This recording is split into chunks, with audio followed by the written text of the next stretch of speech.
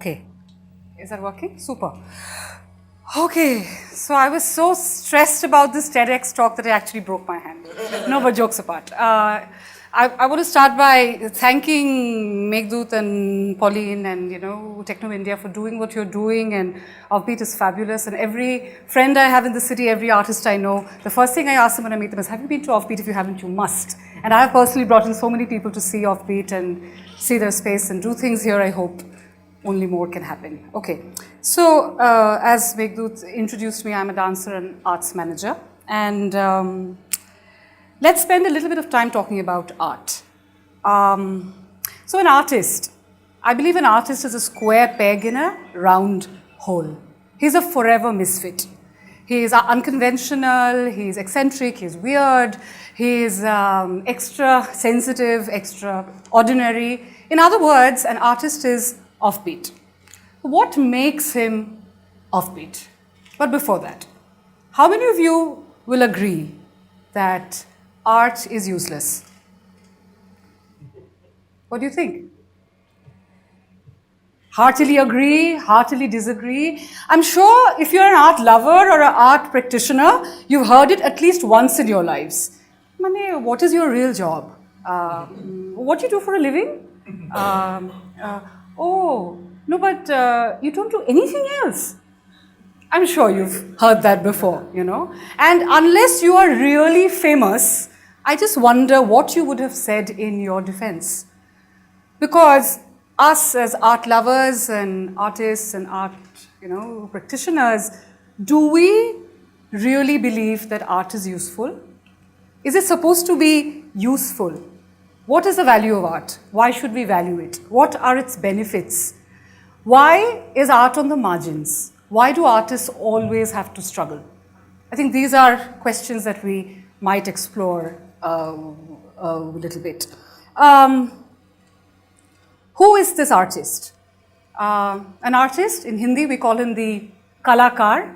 He is somebody who gives akar to kal, which means shape to time, or akar to kal, shape to tomorrow. So this is somebody who can hold time and still time in what he creates. Doesn't that sound very powerful? It is. And that is why governments and bureaucracy and politicians are so scared of the arts. We've all heard of the Charlie Hebdo shootings. We know of the thousands of artists and intellectuals who were killed in Cambodia during the Khmer Rouge. In the Soviet times, people who used to make music had to actually use discarded X-ray film to make their music records. And we know of numerous such things happening in India and in many other countries. In a recent Supreme Court ruling on the release of a Bangla film, the court argues, interestingly, that art, the true purpose of art is to provoke and to question. And art in its elemental sense is the human urge to question the very values on which human society is built. And an artist has the full freedom and liberty to actually question everything on this journey of entertainment, mind you, and self-reflection. And the court says that irony and satire are worthy companions in this journey. So as we could see, art can disrupt. Why?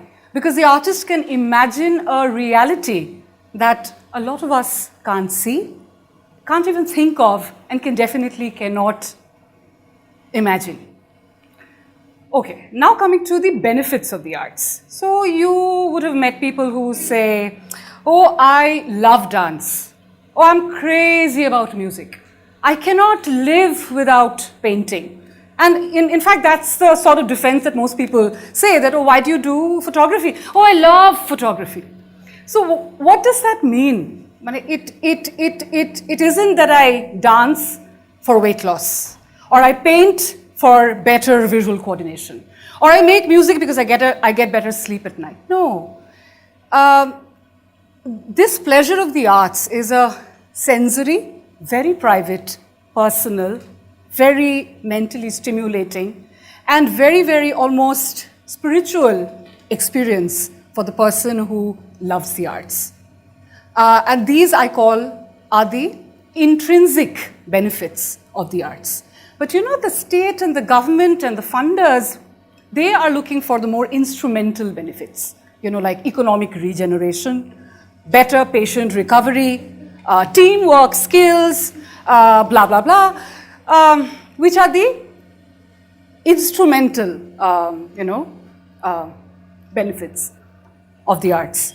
But where does, where is the real value? Where is the real value of the arts? I'm sure a lot of you might be asking, okay, we've heard of all these benefits, but are the arts economically sustainable? How does an artist make his money? Are there any monetary benefits? And I want to take an example from London for this, where the creative economy is equal in size to the financial services sector. It employs as many people, and the way the turmoil in the financial sector is going, the creative space is a very good space to be. The way that film and fashion and music have also been performing, I think there are huge economic standoffs. I'm sure a lot of you in the audience would have caught the show of Endgame yesterday at 5 a.m. And how much did you pay for those tickets? Just try that. Try booking a seat for a well-known play. Try getting a table at a good restaurant. Tourism is holding up. There are more people going on walks with Ifti.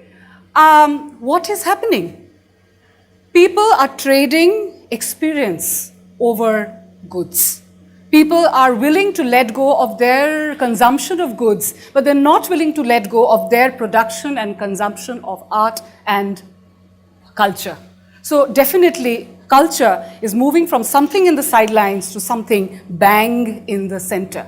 The other example is in, foreign relations. We see that we are meeting new people every day from other nations. We are traveling. The world has become really small in the age of in the age of news and internet. And we need culture to understand these new people that we meet.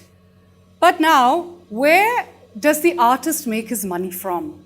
Well, there are very limited sources. Of course, there is no royal patronage anymore.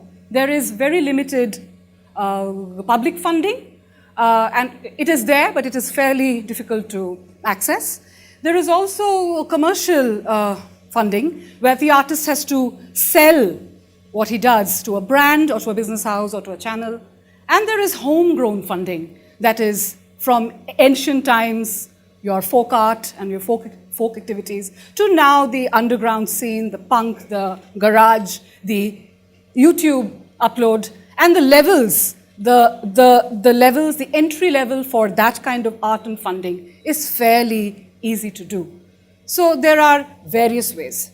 Now, where does Arts Forward, what I do, fit into this story? But before that, when I started as a dancer 20 years ago and I joined Sapphire, I thought I was embarking on a very difficult journey, because not only had I started training for a dance form that was extremely difficult to practice and understand and present and perform, but as a woman, I think I was one of those first 4 or 5 women in the entire country who were trying to do this very new form of dance which looked like acrobatics, had a strong language. And what did I have then? I only had my body. And I had the sensibility and a context of a young person in the late 90s trying to make sense of the world she was living in. But that's where my dance began.